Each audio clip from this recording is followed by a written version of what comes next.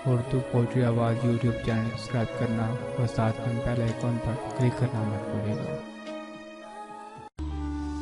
मौजिज़ बन के महफिल में अदाकारी नहीं करता, मौजिज़ बन के महफिल में अदाकारी नहीं करता। मैं चेहरे पे कभी झूठी अनादारी नहीं करता। मेरा दुश्मन मेरे दस्तूर से वाकिफ नहीं शायद, मेरा दुश्मन मेरे दस्तूर से वाकिफ नहीं शायद। जिसे मैं दोस्त कह दूं इससे गद्दारी नहीं करता। यहाँ बेहतर है अपनी ज़ात का हमदर्द हो जाना, यहाँ बेहतर है अपनी ज़ात का हमदर्द हो जाना।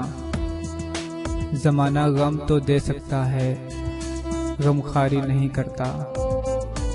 मुझे मौका शनासाई का हुनर आया नहीं अब तक, मुझे मौका शनासाई का हुनर आया नहीं अब तक। जहाँ मतलब निकलता हो समझदारी नहीं करता।